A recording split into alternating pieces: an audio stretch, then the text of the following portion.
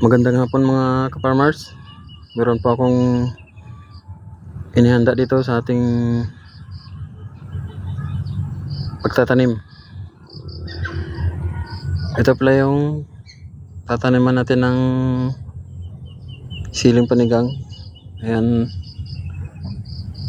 mataas yung plat at nilagyan natin ng plastic mulch para hindi ma-stress yung tanim natin na siling panigang. Dahil yung siling panigang mga farmers, prone yan siya sa nalalanta kapag araw-araw nababasa. Yan. Ito naman mga ka-farmers ay Carabao manure o ipot ng kalabaw.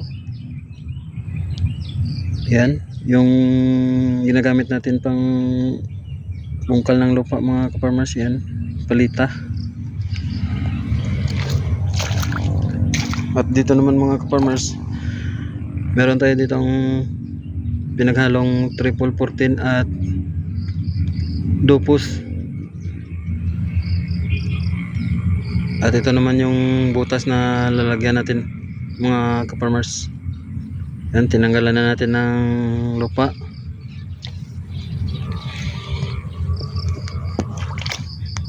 Kukuha tayo dito mga ka-farmers ng mga isang kutsara lang.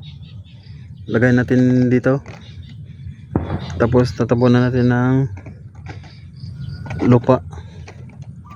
Yan. Tatabunan natin yan ng lupa. At kukuha rin tayo dito ng ipot ng kalabaw.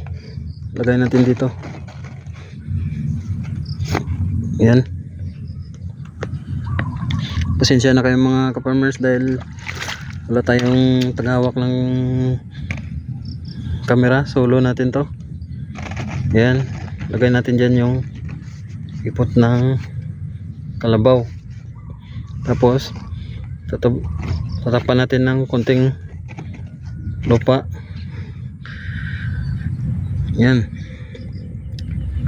Saka tayo magtanim dito mga ka-farmers. Yan.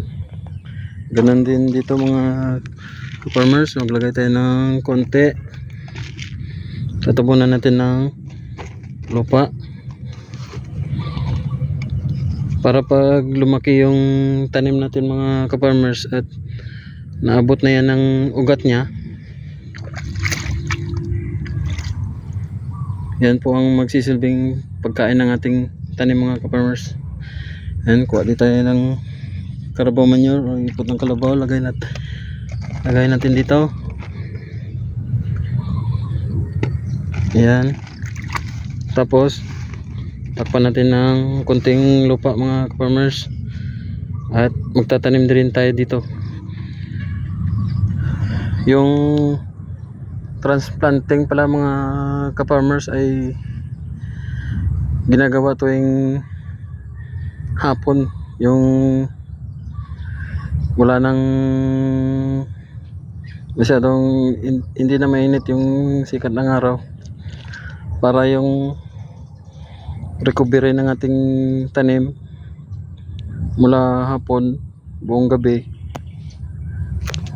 Yan, mahaba yung time ng recovery nya.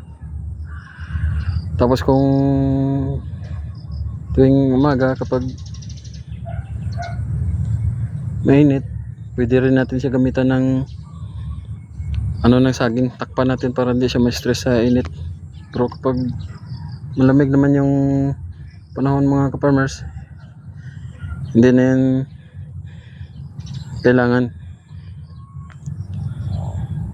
Yan lamang po mga ka-farmers.